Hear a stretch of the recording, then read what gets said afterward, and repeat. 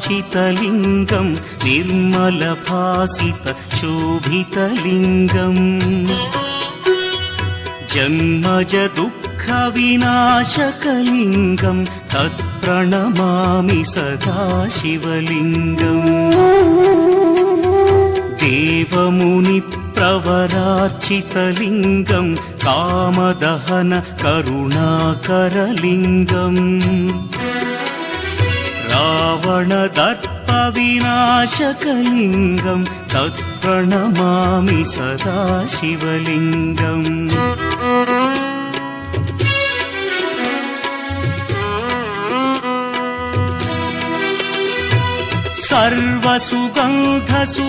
सर्वसुगन्धसुलेपितलिङ्गं बुद्धिविवर्धनकारणलिङ्गं सिद्धसुरासुरवन्दितलिङ्गं तत्प्रणमामि सदा शिवलिङ्गं कनकमहामणिभूषितलिङ्गं फणिपतिवेष्टितशोभितलिङ्गम्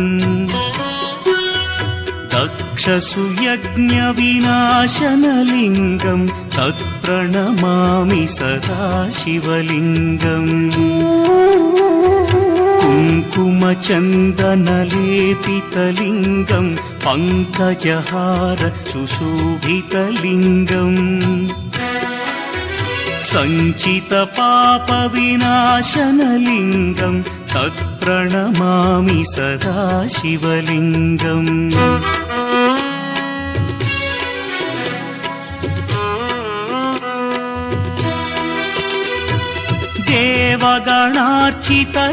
देवगणार्चितसेवितलिङ्गं भावैर्भक्तिभिरेव च लिङ्गं दिनकरकोटिप्रभाकरलिङ्गं तत्प्रणमामि सदा शिवलिङ्गम् अष्टदलोपरिवेष्टितलिङ्गं सर्वसमुद्भवकारणलिङ्गम् अष्टदरिद्र्यविनाशनलिङ्गं तत्प्रणमामि सदा शिवलिङ्गम् सुरगुरुसुरवरपूजितलिङ्गं सुरवनपुष्पसदार्चितलिङ्गम् परमपदं परमात्मकलिङ्गं तत्प्रणमामि सदा शिवलिङ्गम् लिङ्गाष्टकमिदं पुण्यं यः पठेच्छिवसन्निधौ शिवलोकमवाप्नोति शिवेन सह मोदते।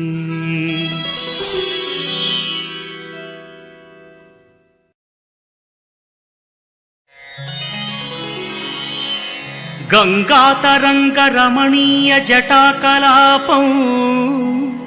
गौरीनिरन्तरविभूषितवामभागम् नारायणप्रियमनङ्गमदापहारं वाराणसीपुरपतिं भज विश्वनाथम् वाचामगोचरमनेकगुणस्वरूपं वागीश विष्णुसुरसेवितपादपीठम् वामेन विग्रहवरेण्यकळत्रवन्तं वाराणसीपुरपतिं भज विश्वनाथम् भूताधिपं भुजगभूषणभूषिताङ्गम् व्याघ्राजिनाम्बरधरं जटिलं त्रिनेत्रम् पाशाङ्कुशाभयवरप्रदशूलपाणिं वाराणसीपुरपतिं भज विश्वनाथम् सीतां सुशोभितकिरीटविराजमानौ फालेक्षणानलविशोषितपञ्चबाणम् नागाधिपारचितभासुरकर्णपूरं वाराणसीपुरपतिं भज विश्वनाथम् पञ्चाननं दुरितमत्तमतङ्गजानां नागान्तकं दनुजपुङ्गवपन्नगानां दावानलं मरणशोकजराटवीनां वाराणसीपुरपतिं भज विश्वनाथम् तेजोमयं सगुणनिर्गुणमद्वितीयम् आनन्दकन्दमपि राजितमप्रमेयम् नागात्मकं सकलनिष्कळमात्मरूपं वाराणसीपुरपतिं भज विश्वनाथम् आशां विहाय परिहृत्य परस्य निन्दा पापेरतिं च सुनिवार्य मनस्समाधौ आदाय हृत्कमलमध्यगतं प्रदेशं वाराणसीपुरपतिं भज विश्वनाथम् रागादिदोषरहितस्वजनानुरागं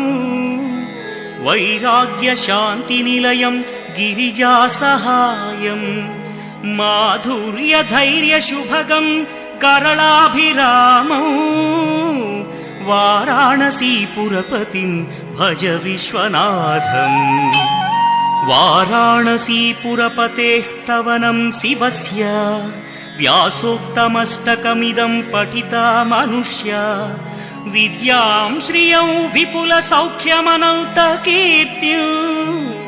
सम्प्राप्य देहविलये लभते च मोक्षम् विश्वनाथाष्टकमिदं यः पठेच्छिव सन्निधौ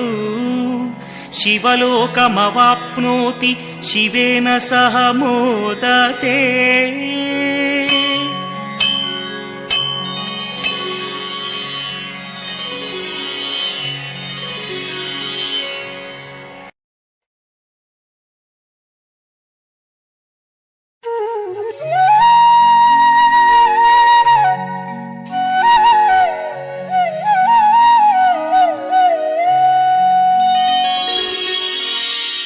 प्रभुं प्राणनाथं विभुं विश्वनाथं जगन्नाथनाथं सदानन्दभाजम्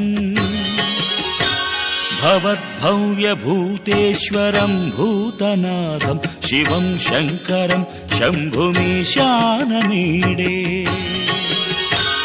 गळेरुण्डमालं तनौ सर्पजालं महाकालकालं गणेशादिपादम्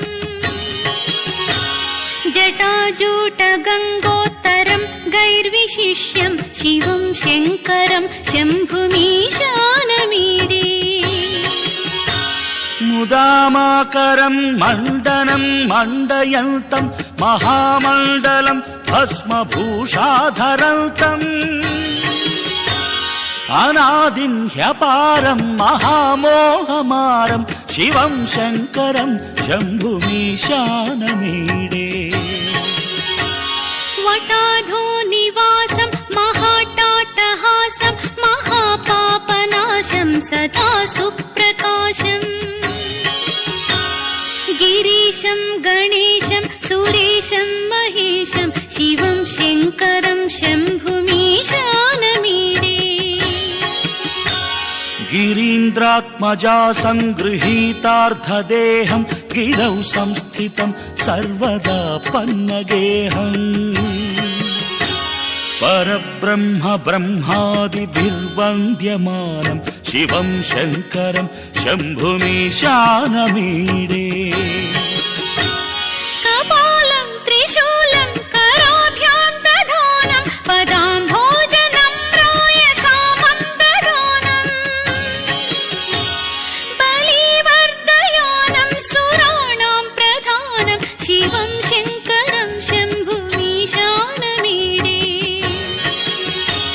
शरच्चन्द्रगात्रं गणानन्दपात्रं त्रिनेत्रं पवित्रं धनेशस्यमित्रम् अपर्णाकळत्रं सदा सच्चरित्रं शिवं शङ्करं शम्भुमीशानमीडे हरं सर्पहारं चिताभूविहारं भवं वेदसारं सदा निर्विकारम् श्मशाने वसन्तं मनोजं दहन्तं शिवं शङ्करं शम्भुमीशानमीडे स्वयं यः प्रभाते नरः शूलपाणे पठेत् स्तोत्ररत्नं द्विह प्राप्य रत्नम् सुपुत्रं सुधान्यं सुमित्रं कळत्रं विचित्रैः समाराध्य मोक्षं प्रयाति।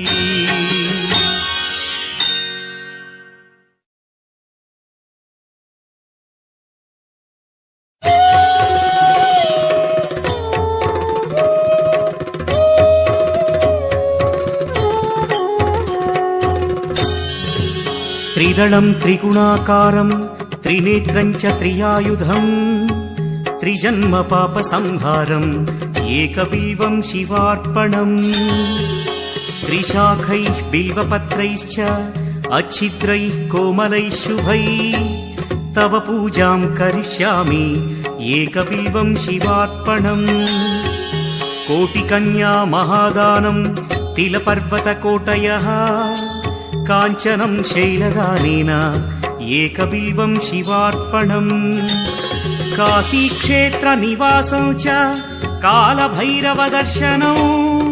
प्रयागे माधवं दृष्ट्वा एकबिल्वं शिवार्पणम् इन्दुवारे व्रतं स्थित्वा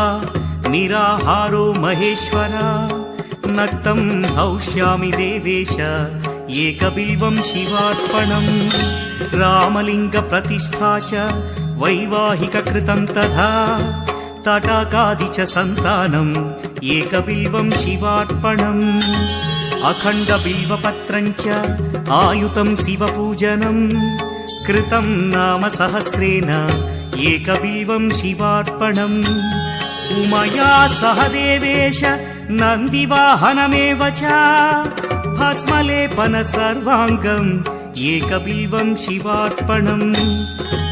सालग्रामेषु विप्राणां तटाकं दशकूपयो यज्ञकोटिसहस्रस्य एकबिल्वं शिवार्पणम् दन्तिकोटिसहस्रेषु अश्वमेधशतक्रतौ कोटिकन्या महादानम् एकबिल्वं शिवार्पणम् बिल्वानां दर्शनं पुण्यं स्पर्शनं पापनाशनम्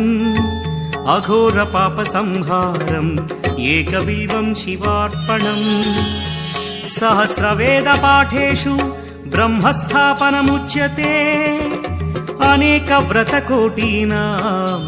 एकबिल्वं शिवार्पणम् अन्नदानसहस्रेषु सहस्रोपनयनं तथा अनेकजन्मपापानि एकबिल्वं शिवार्पणम् बिल्वाष्टकमिदं पुण्यं यः पठेत् शिवसन्निधौ शिवलोकमवाप्नोति एकबिल्वं शिवार्पणम्।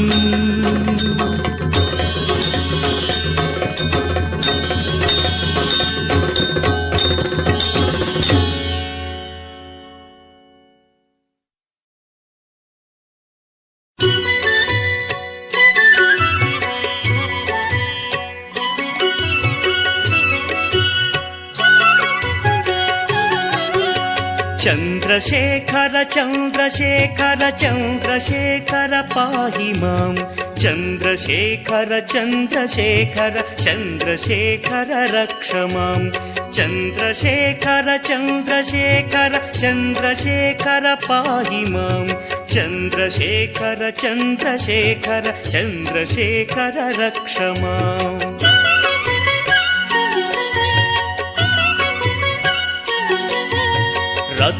रत्नसानुशरासनं रजताद्रिशृङ्गनिकेतनं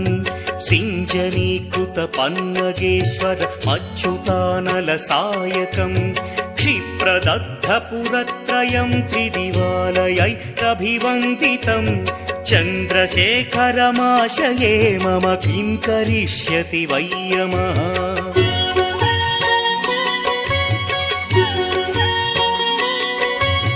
पञ्चपादपपुष्पगन्धपदाम्भुजद्वयशोभितम् फाललोचनजातपावकदग्धमन्मथविग्रहम् भस्मदिग्धकळेबरम् भवनाशनम् भवमव्ययम् ಚಂದ್ರಶೇಖರ ಚಂದ್ರಶೇಖರ ಚಂದ್ರಶೇಖರ ರಕ್ಷ ಮಾಂ.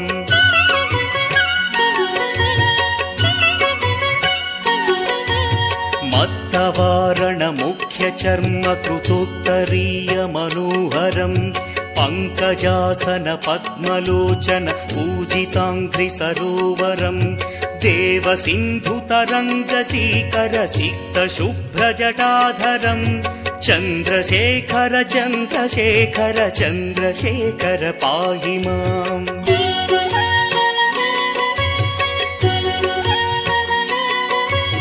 ಯಕ್ಷರಾಜ ಸಖಂಭಕಾಕ್ಷಹರಂ ಭುಜಂಗ ವಿಭೂಷಣಂ ಶೈಲರಾಜ ಸುತಾ ಪರಿಷ್ಕೃತ ಚಾರುವಾಮ ಕಳೇವರಂ ಶ್ವೇಲ ನೀಲಗಳಂ ಪರಶ್ವಧಾರಿಣಂ ಮೃಗಧಾರಿಣಂ ಚಂದ್ರಶೇಖರ ಚಂದ್ರಶೇಖರ ಚಂದ್ರಶೇಖರ ಪಾಹಿ ಮಾಂ.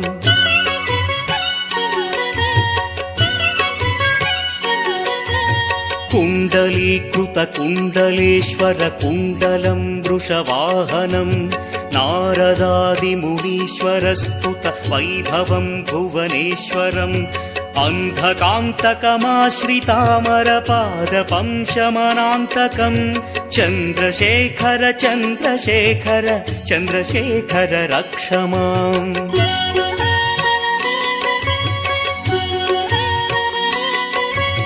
ಭೇಷಜಂ ಭವರೋಗಿಣಾಮಖಿಲಾಪದಾಮಪಹಾರಿಣಂ ದಕ್ಷಯಜ್ಞ ವಿನಾಶನಂ ತ್ರಿಗುಣಾತ್ಮಕಂ ತ್ರಿವಿಲೋಚನಂ ಭಕ್ತಿ ಮುಕ್ತಿ ಫಲಪ್ರದಂ ಸಕಲಾಘ ಸಂಘ ನಿಬರ್ಹಣಂ ಚಂದ್ರಶೇಖರ ಚಂದ್ರಶೇಖರ ಚಂದ್ರಶೇಖರ ರಕ್ಷ ಮಾಂ.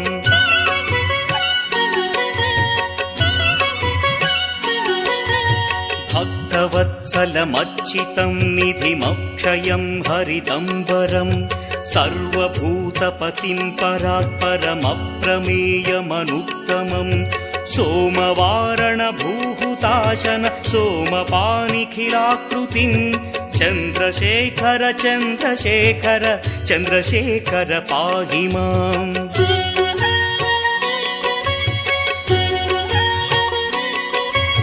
ವಿಶ್ವಸೃಷ್ಟಿವಿಧಾಯಿನಂ ಪುನರೇವ ಪಾಲನ ತತ್ಪರಂ ಸಂಹರಂತಮಪಿ ಪ್ರಪಂಚಮಶೇಷಲೋಕನಿವಾಸಿನಂ ಕ್ರೀಡಯಂತಮಹರ್ನಿಶಂ ಗಣನಾಥಯೂಧ ಸಮನ್ವಿತಂ ಚಂದ್ರಶೇಖರ ಚಂದ್ರಶೇಖರ ಚಂದ್ರಶೇಖರ ರಕ್ಷ ಮಾಂ.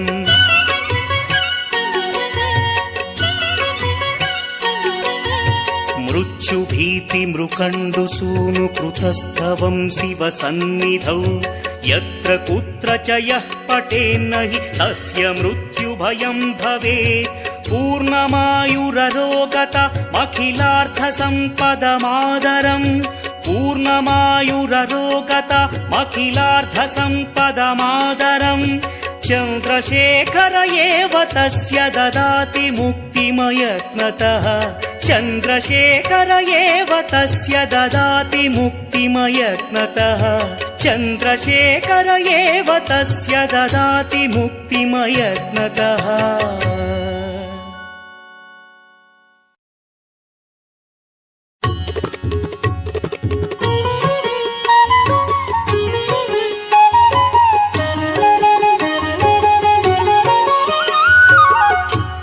ಚಾಂಪೇಯ ಗೌರಾರ್ಧ ಶರೀರಕಾಯೈ ಕರ್ಪೂರ ಗೌರಾರ್ಧ ಶರೀರಕಾಯ ಧಮ್ಮಿಲ್ಲಕಾಯೈ ಚ ಜಟಾಧರಾಯ ನಮಃ ಶಿವಾಯೈ ಚ ನಮಃ ಶಿವಾಯ.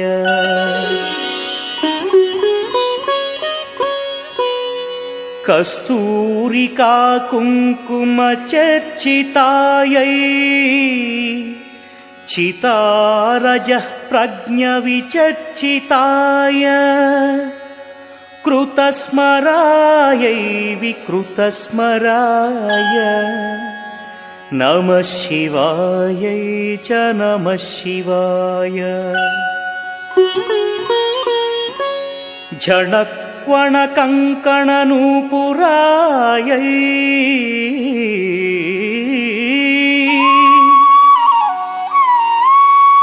ಪಾದಾಬ್ಜರಾಜ ಫಣಿ ನೂಪುರಾಯ ಹೇಮಾಂಗದಾಯೈ ಭುಜಗಾಂಗದಾಯ ನಮಃ ಶಿವಾಯೈ ಚ ನಮಃ ಶಿವಾಯ.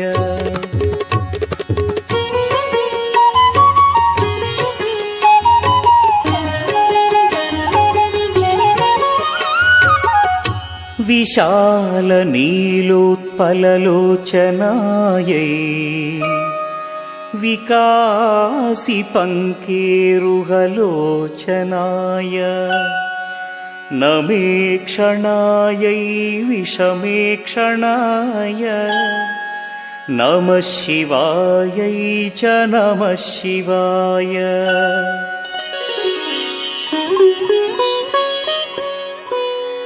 ಮಂದಾರಮಾಲಾ ಕಲಿತಾಲಕಾಯೈ ಕಪಾಲಮಾಲಾಂಕಿತ ಕಂಧರಾಯ ದಿವ್ಯಾಂಬರಾಯೈ ಚ ದಿಗಂಬರಾಯ ನಮಃ ಶಿವಾಯೈ ಚ ನಮಃ ಶಿವಾಯ. ಅಂಬೋಧರ ಶ್ಯಾಮಲ ಕುಂತಲಾಯೈ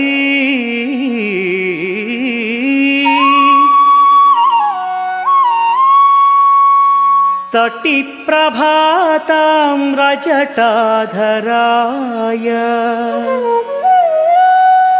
ನಿರೀಶ್ವರಾಯೈ ನಿಖಿಲೇಶ್ವರಾಯ ನಮಃ ಶಿವಾಯೈ ಚ ನಮಃ ಶಿವಾಯ.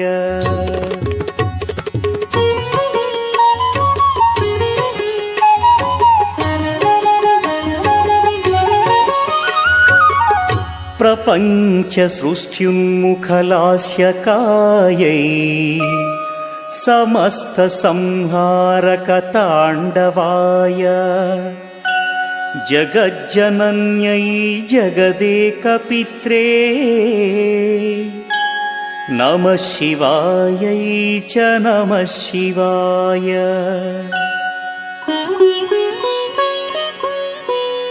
ಪ್ರದೀಪ್ತರತ್ನೋಜ್ವಲಕುಂಡಲಾಯೈ ಸ್ಫುರನ್ಮಹಾಪನ್ನಗಭೂಷಣಾಯ ಚಿವಾನ್ವಿತಾಯೈ ಚ ಚಿವಾನ್ವಿತಾಯ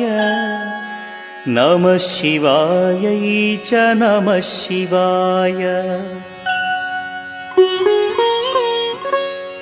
ಏತತ್ ಪಠೇದಷ್ಟಕಮಿಷ್ಟದಂ ಯೋ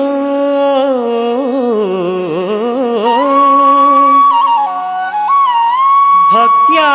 ಸಮಾನ್ಯೋ ಭುವಿ ದೀರ್ಘಜೀವಿ ಪ್ರಾಪ್ನೋತಿ ಸೌಭಾಗ್ಯಮನಂತಕಾಲಂ ಭೂಯಾತ್ ಸದಾ ಚಾಸ್ಯ ಸಮಸ್ತಸಿದ್ಧಿಃ ಭೂಯಾತ್ ಸದಾ ಚಾಸ್ಯ ಸಮಸ್ತಸಿದ್ಧಿಃ.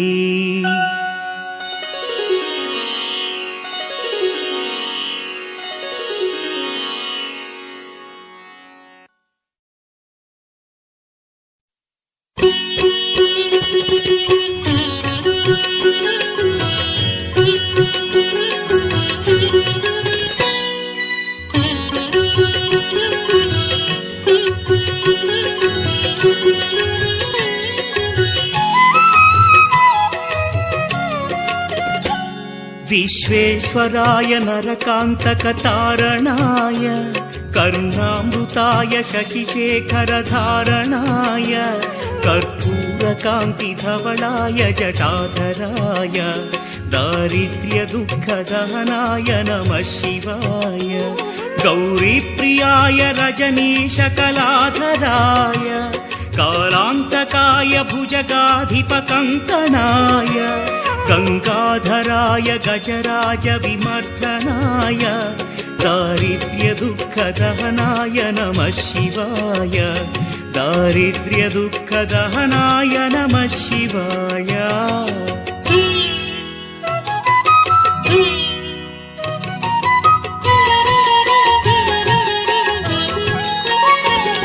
भक्तप्रियाय भवरोगभयापहाय उग्राय दुःखभवसागरतारणाय ज्योतिर्मयाय गुणनामसृमुच्चकाय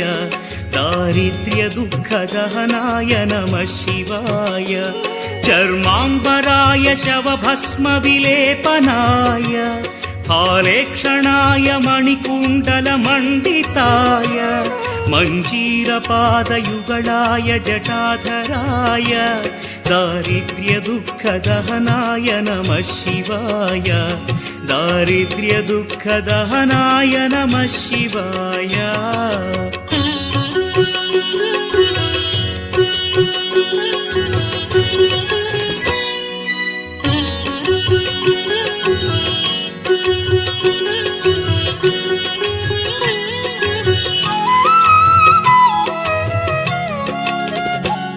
पञ्चाननाय फणिराजविभूषणाय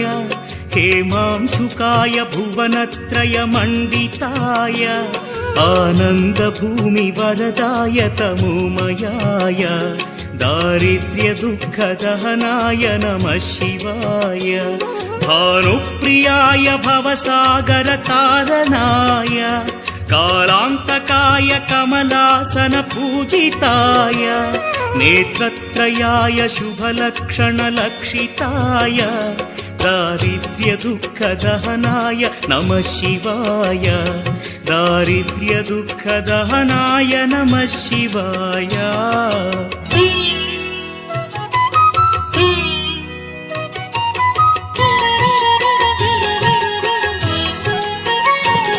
रामप्रियाय रघुनाथवरप्रदाय नामप्रियाय नरकार्णवतारणाय पुण्येषु पुण्यभरिताय सुरार्चिताय दारिद्र्यदुःखदहनाय नमः शिवाय मुक्तीश्वराय फलदाय गणेश्वराय गीतप्रियाय वृषभेश्वर वाहनाय मातङ्गचर्मवसनाय महेश्वराय दारिद्र्यदुःखदहनाय नमः शिवाय दारिद्र्यदुःखदहनाय नमः शिवाय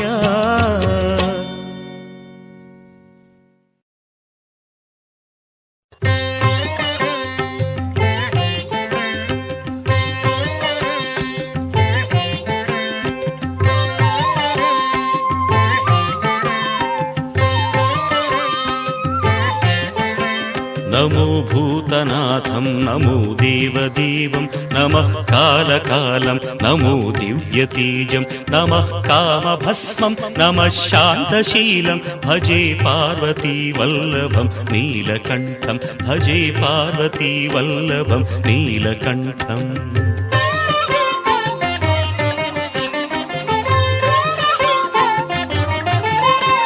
सदा तीर्थसिद्धं सदा भक्तरक्षं सदा शैव पूज्यं सदा शुद्धभस्मं सदा ध्यानयुक्तं सदा ज्ञानतल्पं भजे पार्वतीवल्लभं नीलकण्ठं भजे पार्वतीवल्लभं नीलकण्ठम्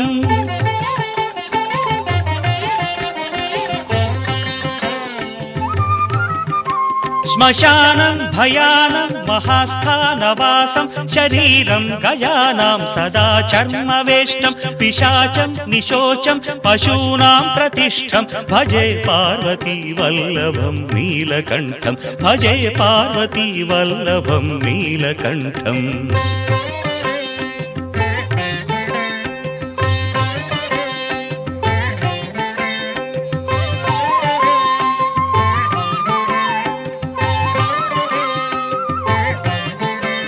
फणीनागकण्ठे भुजङ्गाद्यनेकं कडेरुण्डमालं महावीरशूरं कटिव्याघ्रचर्मं चिताभास्मलेपं भजे पार्वतीवल्लभं नीलकण्ठं भजे पार्वतीवल्लभं नीलकण्ठम्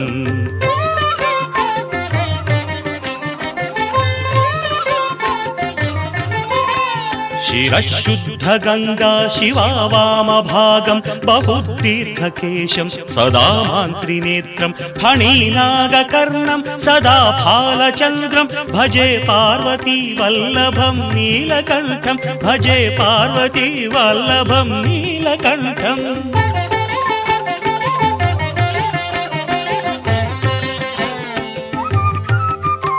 करे शूलधारं महाकष्टनाशं सुरेशं वरेशं महेशं जनेशं धने चारुदीशं ध्वजेशं गिरीशं भजे पार्वतीवल्लभं नीलकण्ठं भजे पार्वतीवल्लभं नीलकण्ठम्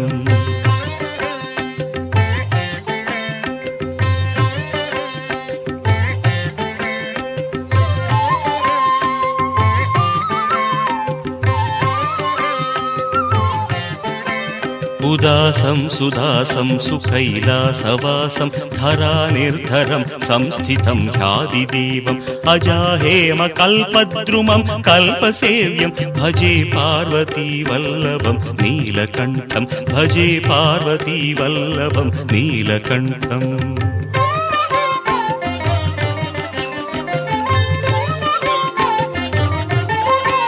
मुनीनां वरेण्यं गुणं रूपवर्णं द्विजासं पठन्तं शिवं वेदशास्त्रम् अहो दीनवत्सं कृपालं शिवं हि भजे पार्वतीवल्लभं नीलकण्ठं भजे पार्वतीवल्लभं नीलकण्ठम्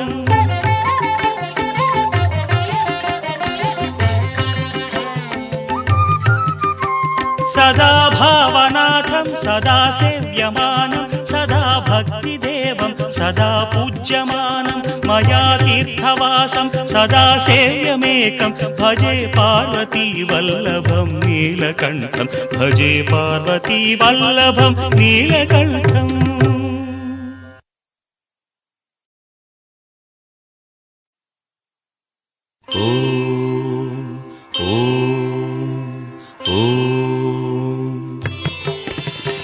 ओंकारबिंदु संयुक्तं नित्यं ध्यायन्ति योगिनः कामदं मोक्षदं तस्मादोंकाराय नमो नमः। ओंकारबिंदु संयुक्तं नित्यं ध्यायन्ति योगिनः कामदं मोक्षदं तस्मादोंकाराय नमो नमः। ओंकाराय नमो नमः।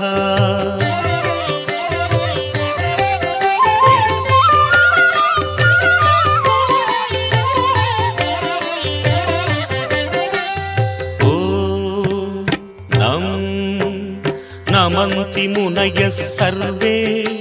नमन्त्यप्सरसाङ्गणाः नराणामादिदेवानां नकाराय नमो नमः। नकाराय नमो नमः। ओ मं महत्तत्त्वं महादेव प्रियं ज्ञानप्रदं परम् महापापहरं तस्मात् मकाराय नमो नमः। मकाराय नमो नमः। ओ शिवं शान्तं शिवाकारं शिवानुग्रहकारणं महापापहरं तस्मात् शिकाराय नमो नमः। शिकाराय नमो नमः।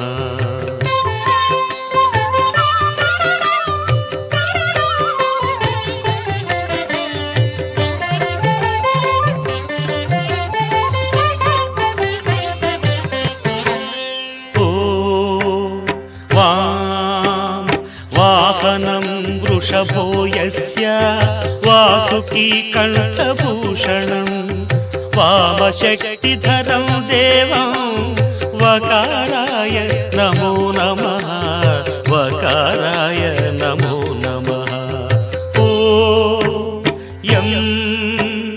यकारे संस्थितो देवो यकारं परमं शुभं यं नित्यं परमानन्दं यकाराय नमो नमः यकाराय नमो नमः ॐ यः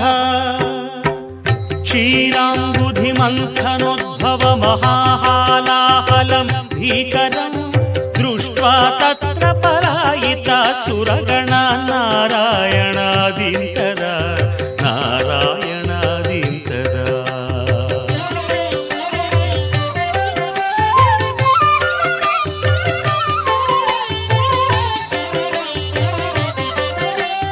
सम्पीत्वा परिपालय जगदिदं विश्वाधिकं शङ्करं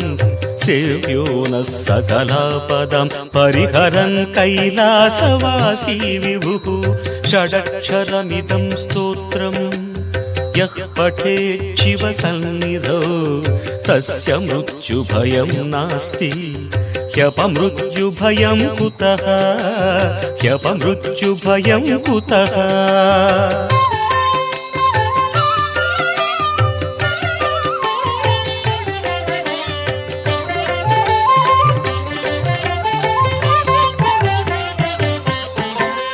यत्कृत्यं तन्न कृतं यदकृत्यं कृत्यवत्तदाचरितम् उभयो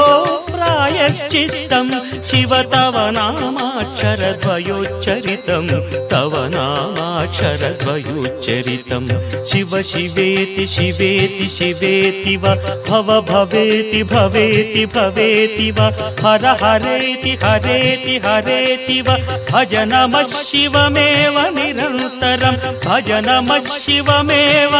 निरन्तरम्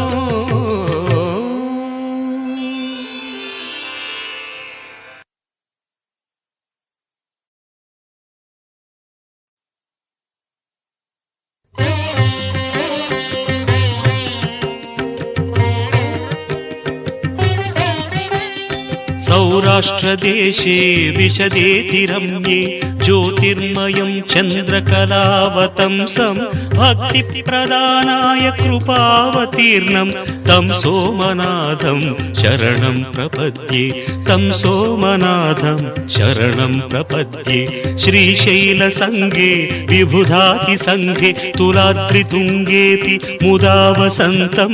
तमर्जुनं मल्लिकापूर्वमेकं नमामि संसार समुद्रसेतुं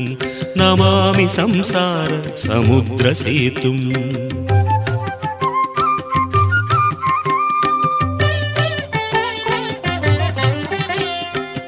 अवन्तिकायां विहितावतारं मुक्तिप्रदानाय च सज्जनानाम् अकालमृत्योः परिरक्षणार्थं वन्दे महाकाल महासुरेशं वन्दे महाकाल महासुरेशं कावेरिका नर्मदयोः पवित्रे समागमे सज्जनतारणाय सदैव मान्धाद्रिपुरे वसन्तम् ओङ्कारमीशं शिवमेकमीडे ओङ्कारमीशं शिवमेकमीडे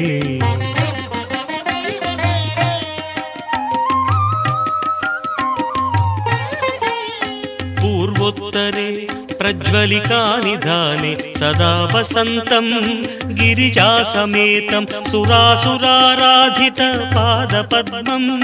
श्रीवैद्यनाथं तमहं नमामि श्रीवैद्यनाथं तमहं नमामि याम्ये सदङ्गे नगरेति रम्ये विभूषिताङ्गं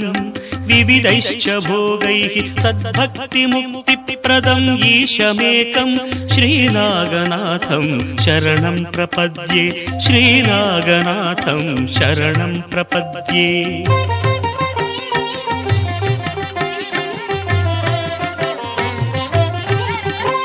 महाद्रिपार्श्वे च तटे रमन्तं सम्पूज्यमानं सततं मुनीन्द्रैः सुरासुरैर्यक्ष महोरगाद्यैः केदारमीशं शिवमेकमीडे केदारमीशं शिवमेकमीडे सह्याद्रिशीर्षे विमले वसन्तं गोदावरीतीरपवित्रदेशे यद्दर्शनात् पातकम् आशुनाशं प्रयाति तं त्र्यम्बकम् ईशमीडे प्रयाति तं त्र्यम्बकम् ईशमीडे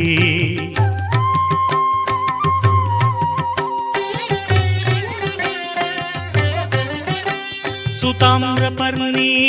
जलराशियोगे निबध्य सेतुं विशिखैरसङ्ख्यैः श्रीरामचन्द्रेण समर्पितं तं रामेश्वराख्यं नियतं नमामि रामेश्वराख्यं नियतं नमामि यं दाकिनी शाकिनिका समाजैः निषेव्यमानं पिशिताशनैश्च सदैव भीमादि पदप्रसिद्धं तं शङ्करं भक्तहितं नमामि तं शङ्करं भक्तहितं नमामि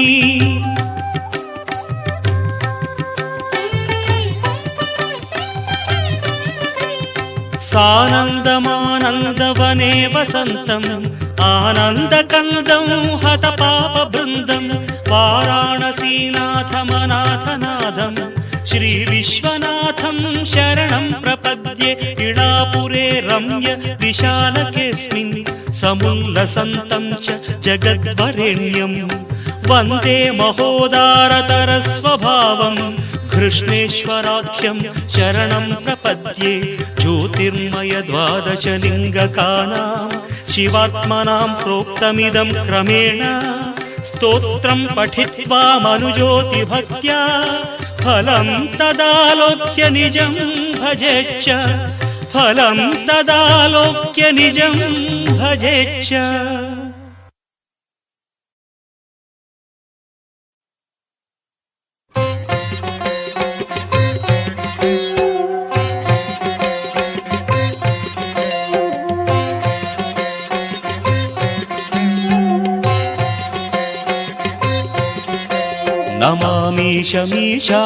नमामीशमीशाननिर्वाणरूपं विभुं व्यापकं ब्रह्मवेदस्वरूपम् अजं निर्गुणं निर्विकल्पं निरीहं चिदाकारमाकाशवासं भजेऽहं नमामीशमीशाननिर्वाणरूपं विभुं व्यापकं ब्रह्मवेदस्वरूपम्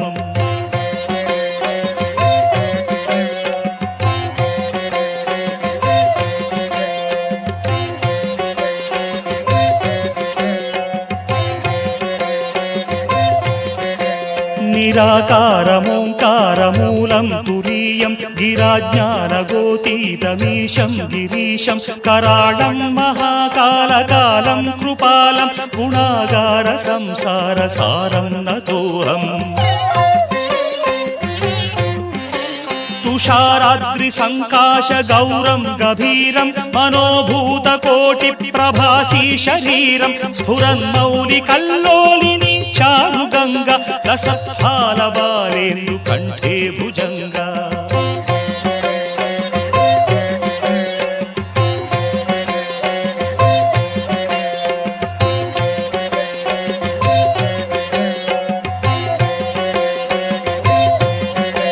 चलत्कुण्डलं शुभ्रनेत्रं विशालं प्रसन्नाननं नीलकण्ठं दयालं मृगाधीशचर्माम्बरं मुण्डमालं प्रियं शङ्करं सर्वनाथं भजामि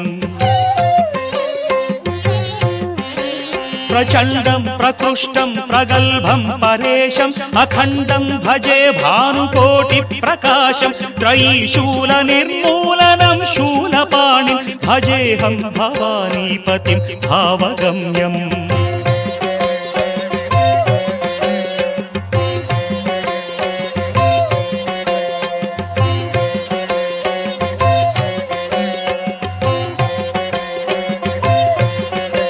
कलातीत कल्याण कल्पान्तकारी सदा सज्जनानन्ददाता पुरारिः चिदानन्द सन्दोह मोहापहारि प्रसीद प्रसीद प्रभो मन्द पद्मधारी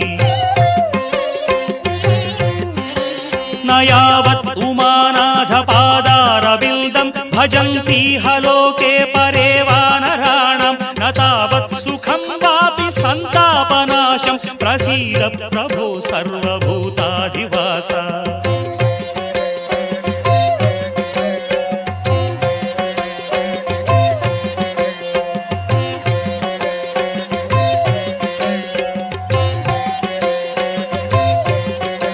न जानामि योगं जपं नैव पूजां नतोऽहं सदा सर्वदा देव तुभ्यं जराजन्म दुःखौघतातप्यमानं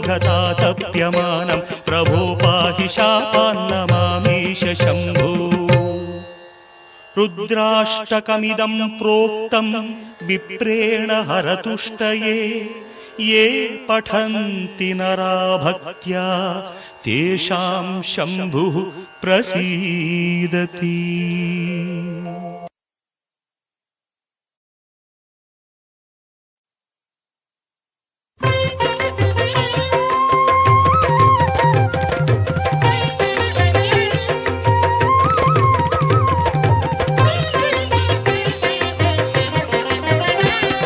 जटाकटाह सम्भ्रम भ्रमन्निलिम्प निर्झरी विलोल वीचि वल्लरी विराजमानमूर्धनि धगद्धगद्धगज्ज्वलल्ललाट पट्ट पावके किशोर चन्द्रशेखरे रतिः प्रतिक्षणं मम हराधरेन्द्र नन्दिनी विलास बन्धु बन्धुरस्फुरद्रुगन्त सन्तति प्रमोदमान मानसे कृपाकटाक्षधोरणि निरुद्ध दुन्दरापदि कृचिद्दिगम्बरे मनो विनोदमेतु वस्तुनि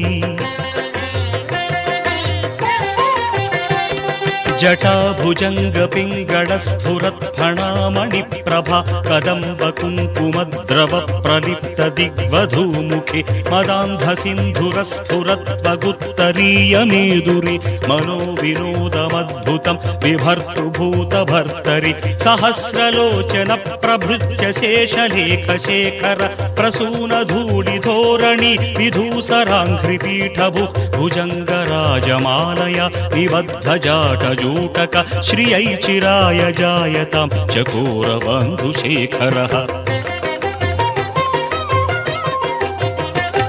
ललाट चत्वरज्वलद्धनञ्जय स्फुलिङ्गभा निपीत पञ्चसायकं नमन्निलिम्पनायकं सुधामयूखलेखया विराजमानशेखरं महाकपालि सम्पदे शिरोजटालमस्तु नः कराळफालपट्टिका धगद्धगद्धगज्ज्वलद्धनञ्जयाहुतिकृत प्रचण्ड पञ्चसायके धराधरेन्द्र नन्दिनी कुचाग्रचित्रपत्रक प्रकल्पनैक शिल्पिनि त्रिलोचने मतिर्मम